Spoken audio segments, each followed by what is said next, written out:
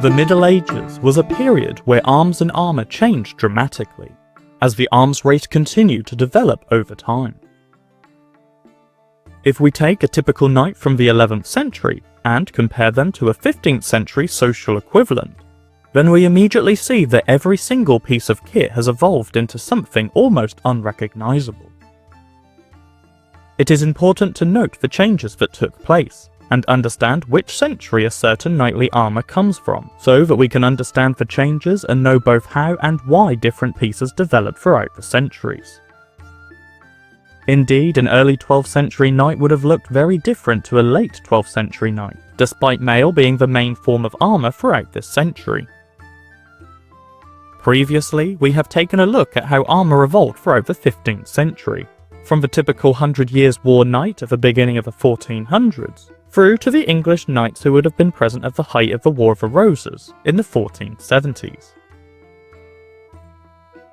In that documentary, we mainly looked at how plate armour evolved over time as armourers across Europe developed their craft, finding ways to protect soldiers from new threats on the battlefield such as heavy longbow arrows, poleaxes, and even black powder artillery. Today we will be turning the clocks back as we study the evolution of knightly armour from the 11th to the end of the 13th century, as we explore how mail armour was refined over time. As well as this, we will look at the main threats that knights wanted to protect themselves from, and the experimentation of various helmet types, and of course, the birth of heraldry. In this video, I have multiple highly authentic historical reenactors, plus a plethora of extras to show you the various armouring processes spanning some 300 years. And I have put their social media pages in the video description below, so I highly urge you to support them by giving them a follow on their respective sites. Supporting the reenactors shown in this video helps us make more videos like this, and get more historical reenactors on the channel to show off their splendorous kit. So join me, as together we uncover the evolution of the 11th to 13th century knight.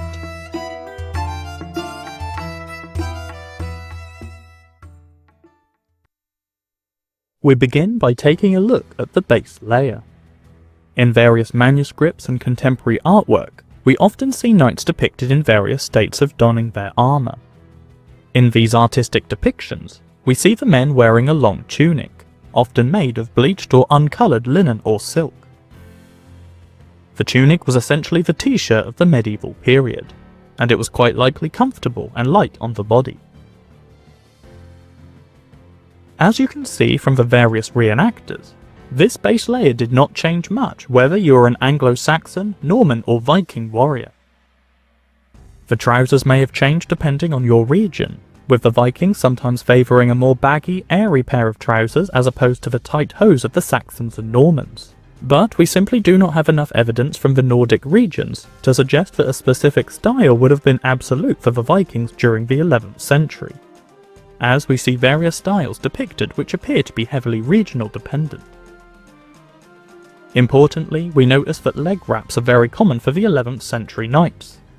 Of course, whilst the word knight was very much a Norman thing, the Anglo-Saxon Huscarls would have certainly been the English equivalent to the Norman knight on the battlefield. Leg wraps or weringers are more commonly seen in northwestern areas in Europe, likely as they were an extra layer of warmth, something that evidently wasn't seen as necessary down south around the Mediterranean. By the 12th century, we begin to see leg wraps being depicted less commonly, and by the 13th century they become very rare indeed, likely no longer required as they are replaced by the tight hose, which would continue to be a medieval fashion staple throughout the rest of the Middle Ages. Leg wraps were definitely considered a fashion statement, as contemporary artwork often depicts them being styled with decorations such as multicoloured patterns using tablet weaves, or, as well, geometric designs like the herringbone pattern, a very popular artistic style during the early medieval period. Throughout the entirety of the Middle Ages, people loved colour. They would fill their world with colours as much as they could. From painted buildings to dyed fabrics for clothing, the medieval world would have been a flash flood of colour. Far removed from the depressing, dismal and damp colour palette of Hollywood, who seemed to only know three colours: black, grey and brown. braids were the underwear of the medieval period, and were fairly consistent throughout the entire Middle Ages and beyond.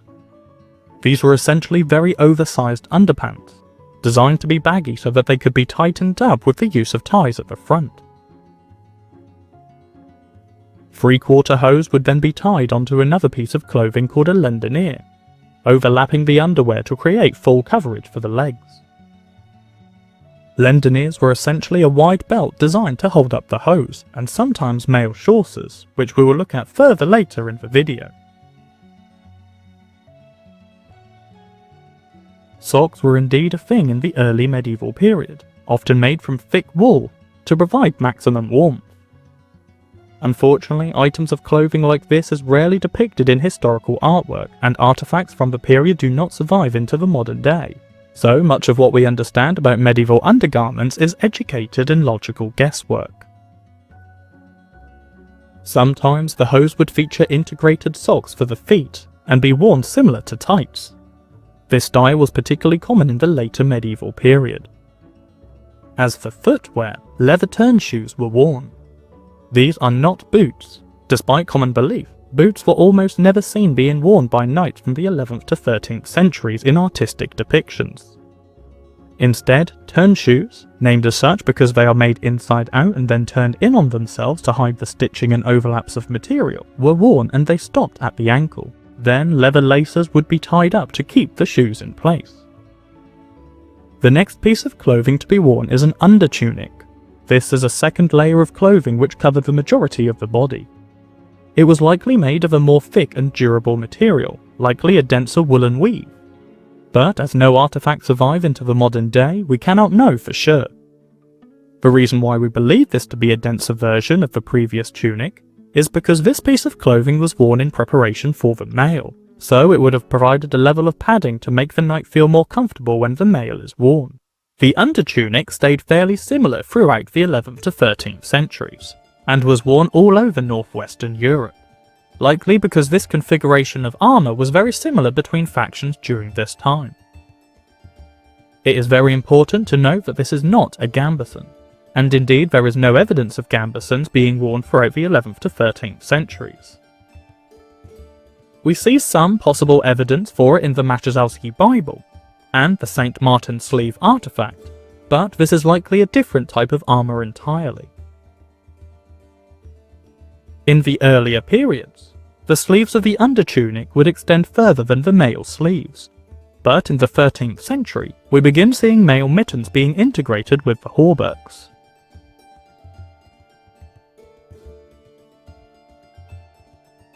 And now we move on to the most important part of an early medieval knight's armour, the mail.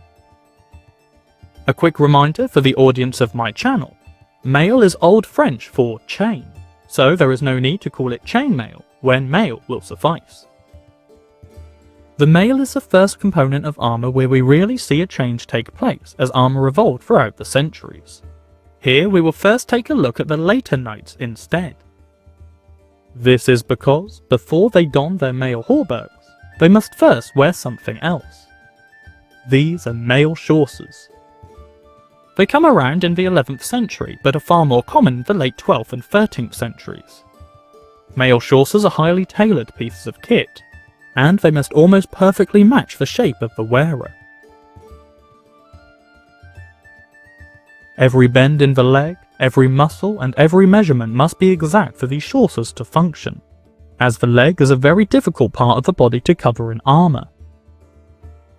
They are laced up around the back of the leg, often depicted being laced up in this typical corseting fashion. Then they are tied to the previously mentioned lendenier to suspend them correctly on the leg and prevent them from falling down during combat. This is a period where we see an increased use of mounted combat, so leg protection may have become more sought after due to this. Alternatively, it could just be a fact that we see mail chaussures appear simply because mail tailoring capabilities had advanced enough to make leg protection a viable choice. Mail chaussures would also feature gussets around the knees, which are essentially additional mail to make the area around the knee slightly baggy when the leg is standing straight. So the knee can fill this gap when the leg is bent, which means the wearer's movement and mobility is not impeded when the mail chaussures are worn. Now we can begin to take a look at earlier mail armour.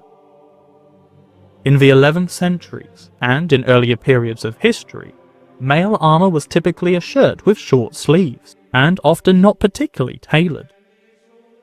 We see depictions of baggy sleeves, and the bottom of the shirts would end at the hips. Then in the late 11th century, longer shirts begin to appear, featuring rider slits designed specifically for mounted combat. Most mail rings had an 8mm internal diameter, with a few examples of smaller rings being used. But 8mm seems to be the most common for this period in history. Later in the 14th and 15th centuries, we see 6mm internal diameter rings and even smaller being used to create a denser but heavier weave.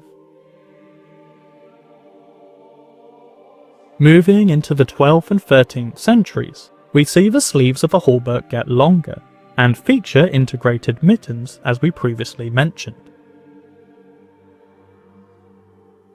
Mail sleeves are built in a similar way to the previously mentioned chaussures. They are difficult to create and require a lot of tailoring, and have to be made specific to the measurements of the wearer. The elbows also feature gussets as well, to allow for maximum mobility and comfort to the wearer when the arm is straight and bent. As well as this, the sleeves taper with the arm to keep the mail armour closely hugging the wearer's limbs. This is a marked change from the earlier hauberks, which feature shorter sleeves which would end at the elbow, and are much looser than the later variants. The mittens are the first form of armour for the hands. Whilst many reenactors shown in the video today will be wearing gloves as hand protection, these are seldom seen in contemporary artwork, so we must assume that knights of the early medieval period did not wear gloves during combat. Reenactors will wear them because we have normal day jobs to attend during the weekdays, so we don't want to risk getting broken fingers whilst enjoying our hobby.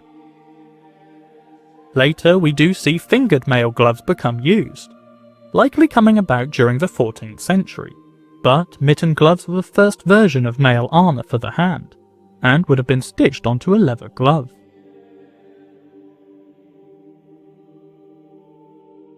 Interestingly, these gloves appear to not cover the palm of the hand.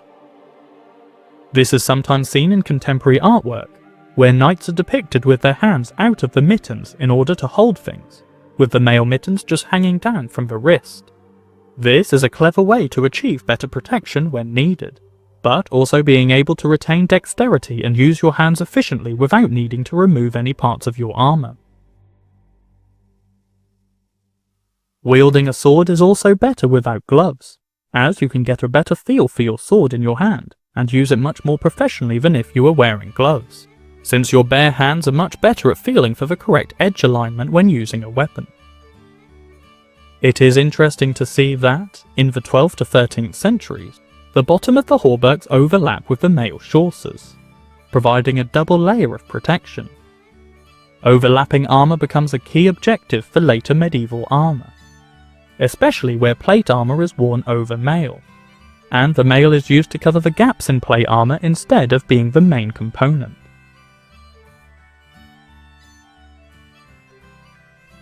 Some mail shirts of the 11th century feature rectangular patches on the front of the chest.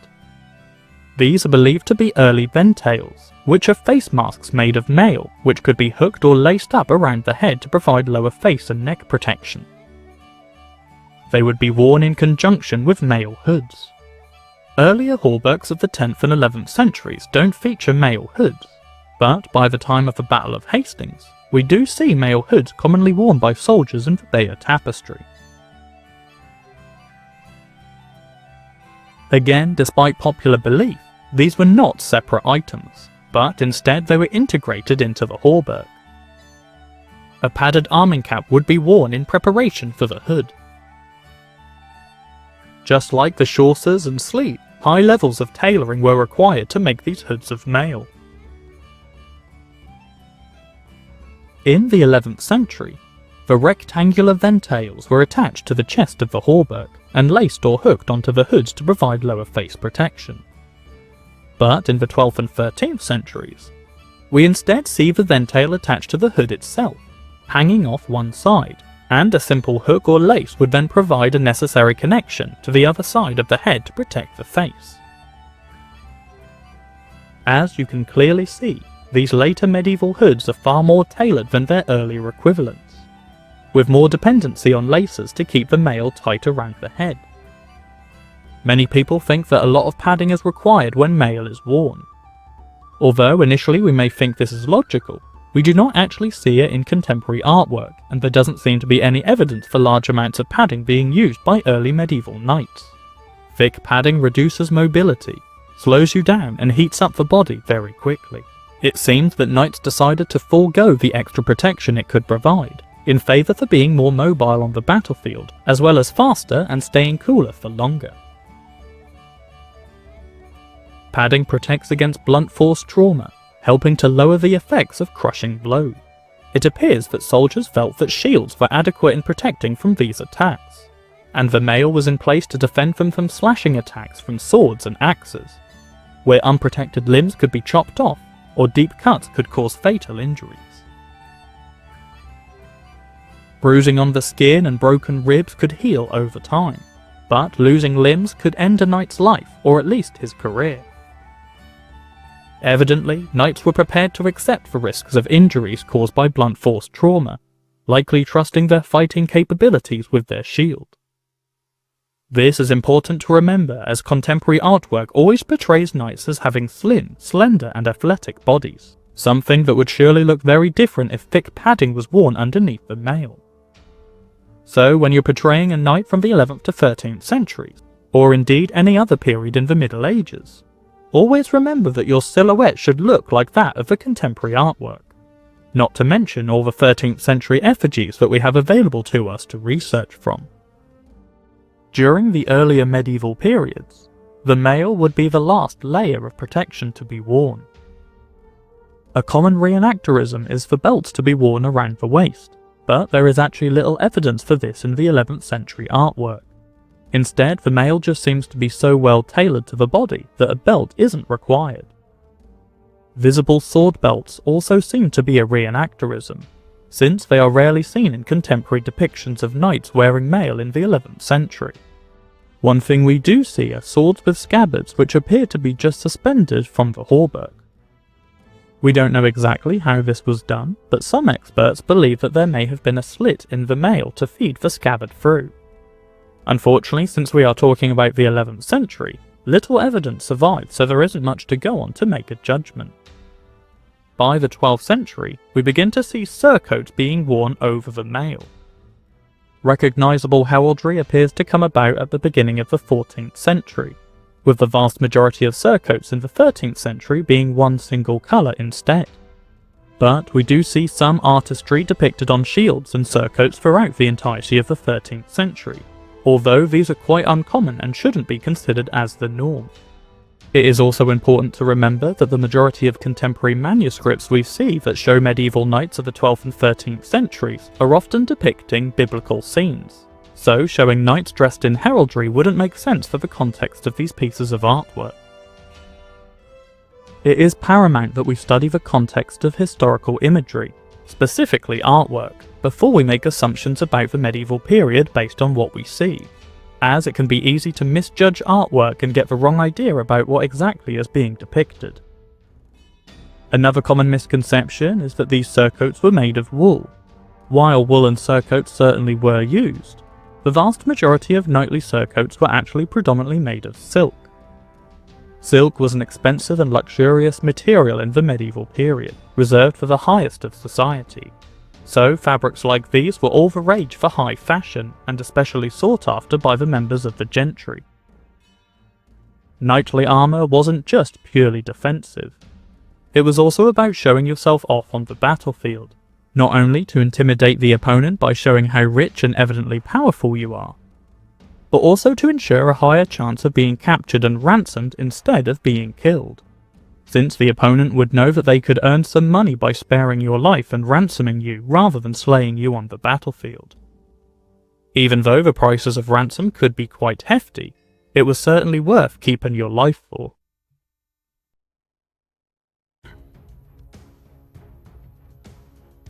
Helmets of the 11th to 13th centuries went through a brilliant evolutional period, as the face protection we get in the 11th century transitions into something quite different just 200 years later. For centuries prior to the 1000s, nasal helmets had been used in and around England. They were moderately simple, conical skull caps with a nasal bar. Usually these were made of a Spangenhelm construction, which means that multiple plates were riveted together by the use of strips of metal going from the nose to the nape, ear to ear, and around the circumference of the head. This is likely due to the inability or the unaffordability to make helmets out of one single piece of metal during this time period. Metals were expensive, and only a finite amount of tradesmen had the skills and knowledge to smith metals into shapes. The main obstacle seems to be creating metal bars which could be big enough to be hammered down into large thin sheets of metal to make the helmets out of. Metallurgy evolved considerably during the Middle Ages, with the invention of the crucible furnace, blast furnace, and the increasingly advanced capabilities of creating steel. Italy was the main producer of arms and armour throughout the majority of the medieval period, and would export their goods all over Europe. Indeed, most countries were several decades behind the Italian steel industry.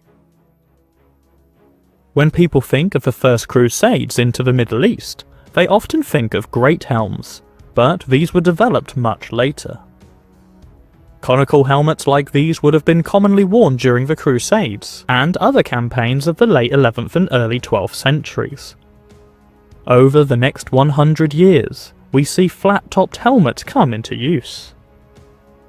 At this point, it should be said that conical helmets did not transition into flat-top helmets, but instead there were two different designs being used at the same time. The flat-top variants of these nasal helmets may have been designated for mounted combat, as a mounted knight wouldn't have as much of a threat from downward strikes to the top of the head as a dismounted knight would. But we simply do not have enough information to make an accurate judgment of the specific uses of these helmets, or why they were developed. We simply know that they were an alternative design to the conical helmet. One rather interesting detail is the addition of a metal strip going around the bottom of the chin. This helmet is based on the one depicted on the Geoffrey de Mandeville effigy resting at Temple Church in London, a prominent knight of the late 12th century. The helmet featured an early attempt at face protection, which can also be seen on conical helmets of the same period. So this was not a style specifically designed for flat-top helmets. Now, as we venture into the 13th century, we see a marked development in medieval helmets. The flat-topped helmets now feature additional neck protection, and, most notably, a full face guard which provides excellent protection to the wearer, but at the cost of reduced vision and ventilation. The 13th century saw the birth of the Great Helm, one of the most recognisable helmets of the high medieval period.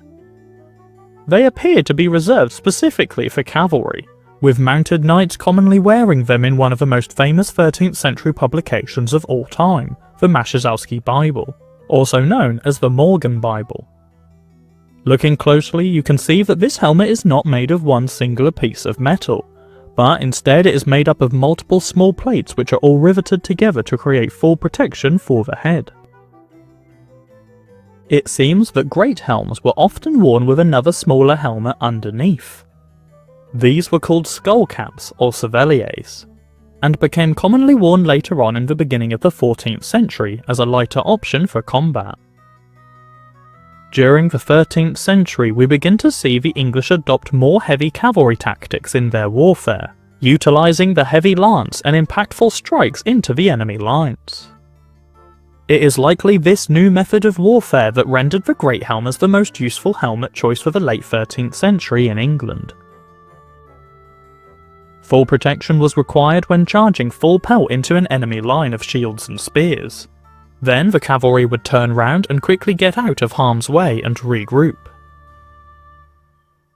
During this regroup, the great helms would be taken off, the knight dismounts, and then proceeds to engage in dismounted combat with better vision and breathing abilities. The plumage is an especially striking addition to these helmets, again using inspiration from plumed helmets depicted in the Maszewski Bible. This great helm is adorned in peacock feathers, likely an expensive and luxurious item imported via the Mediterranean or the Silk Road. Now, as our medieval knights begin to adorn their weapons, we can take a look at the main arms used during the 11th to the 13th centuries. This was still a period where spears, swords and large shields were dominant. It's not until later where we begin to see more experimental weapons being used, such as polearms and black powder artillery. During this time, the manuscript shows swords and spears used en masse. Swords were regarded as a very knightly weapon during the early to high medieval period, an item which suggested a certain elevated status in society, not to mention the battlefield. Swords were particularly useful with the higher class knights, since these soldiers would mostly be attacking lesser armoured opponents who would be more susceptible to cutting strikes which could sever limbs and cause fatal injuries. As we mentioned before, mail is very good at protecting you from cutting attacks. So, how exactly do you kill a knight? Well, it appears to be very difficult. In most accounts of knights being slain in battle, the lance or the arrow seems to be the two main culprits. Simon de Montfort was famously ran through with a lance and unhorsed, before being overpowered and cut to pieces on foot. Harold Godwinson was injured with an arrow to the eye, and then also cut down by William the Conqueror's knights. Richard I famously died from sepsis after getting shot in the leg by a crossbow bolt. It seems that one of the most common ways for knights to die is actually from getting captured and subsequently executed. We discussed earlier that knights would often be highly prized as prisoners, set to be ransomed back to their families for a handsome sum of money. However, sometimes these tall prices could not be paid, or the captor wanted to send a message to his opponents, choosing to publicly execute the imprisoned knights to weaken the enemy's morale and military capability. Spears were by far the most common weapon throughout the entirety of the Middle Ages. They were simple to make, made mostly of wood, and only required a relatively small amount of metal. Spears could be used up close, but were predominantly used at a distance, which was certainly an advantage for the majority of soldiers on a battlefield who wouldn't have been armoured. You can do a surprising amount of damage only equipped with a shield and spear, especially when large kite shields were being used during this time, as they did a good job covering most of the body. During the Middle Ages, muster yards became more common, dotted around in various villages and towns all across England. Muster yards would be the area within a community where both men and boys would gather to train basic martial arts and simple combat maneuvers, essentially learning to work and fight as a cohesive unit. Since a lord would effectively be in control of a local area, being put in place there by either a king or a noble, it was seen as his responsibility to be able to muster a group of soldiers to come fight alongside him if he were ever to be called up for military service, a job that all knights were bound to. Knights would often have a small retinue of other knights, squires, valets d'armes or gros d'armes to accompany him, but they were usually required to arrive on campaign with a set amount of soldiers and archers to help bolster up the army. So, ensuring that the citizens of the local villages or towns that the knight was in control of were sufficiently equipped and militarily capable would place the knight in good stead to serve the kingdom. Often, these soldiers would be equipped with simple armament such as spears, shields, helmets, bows, and sometimes given horses. These lightly armoured mounted troops were known as hobilars, and they became a rather popular mercenary unit in England during the 13th century especially. Cavalry were exceedingly useful throughout the 1200s, often being used in campaigns in both Wales and Scotland.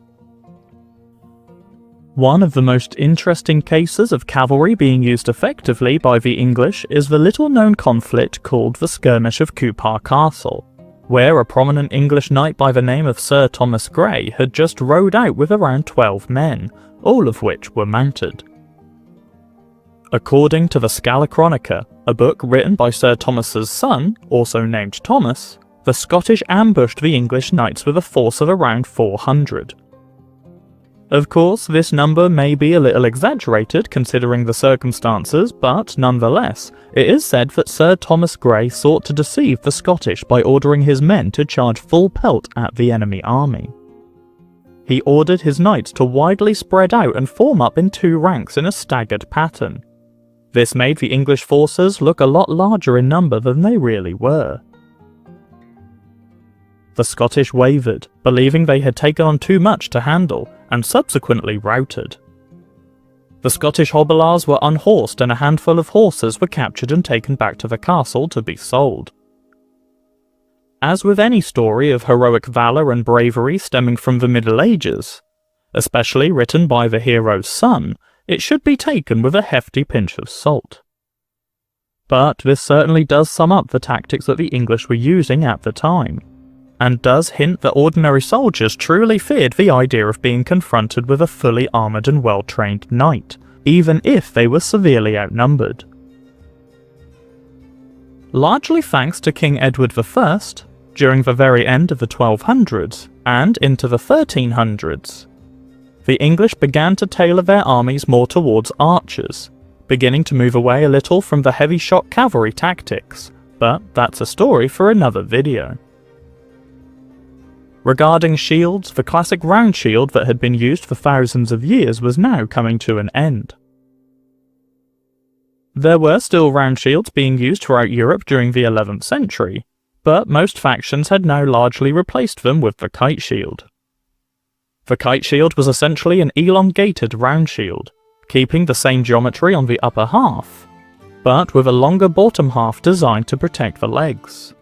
It is possible that these longer shields became popular thanks to the rising use of mounted combat introduced to England by the Normans. The geese straps on the back of the shield meant that it could be swung around the shoulder and suspended without needing to hold it. This leaves the hand free to hold the reins, so the knight can focus more effectively moving his horse around the battlefield while also engaging in combat. At some point during the 1100s, these kite shields had their rounded tops cut off, and became flat-top kite shields instead. They were still large, but as we have recently looked at, helmets of the 12th century began to develop facial protection, so the rounded top may have no longer been seen as necessary for knights due to the increased protection for the face. Likewise, by the 13th century, mail armour on the legs had now evolved to a decent level, and at the same time we see shields become smaller, now developing into the heater shield, which is such a classic medieval shield shape. The heater shield remained popular right throughout the 1200s and into the 1300s, being a prominent form of defence throughout the majority of the 100 Years' War.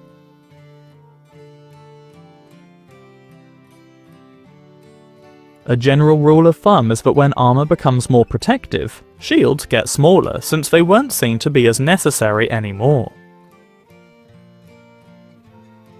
As we mentioned before, heraldry was then becoming a thing in the turn of the 14th century. Prior to this, artistic designs were present on shields, but as far as we know, they did not represent any form of official heraldry. Often, crosses could be depicted, like this rather extravagant one painted in blue azurite pigment. By the 1300s, heraldry became standardised in England, which is when we begin to see more formal heraldic designs on banners, shields, surcoats, and even masonry. And so, we have taken a look at multiple examples of arms and armour ranging from the 11th to the 13th centuries. And we have seen how military kit developed throughout these 300 years. We have studied how helmets and mail evolved to protect more of the body, and as such, we have seen how shields played a smaller role as armour became more advanced. Furthermore, we have learned a little about how armies in England changed their tactics from predominantly fighting on foot to adopting mounted combat. And we have hinted at what the main focus of the medieval English army later became. But that is a topic for another video. If you have enjoyed this documentary, then I suggest watching my other documentary about the evolution of the 15th century knight. I'll leave a link in the description below. I would also like to take this time to thank the reenactors featured in today's video. I have put their social media pages in the video description, and I ask that you follow them to show support for the high quality reenactment that they provide. Supporting the reenactors featured in these videos helps show our respects to their efforts in recreating authentic historical portrayals, which in turn helps all of us understand how warriors of various historical periods looked and how they fought.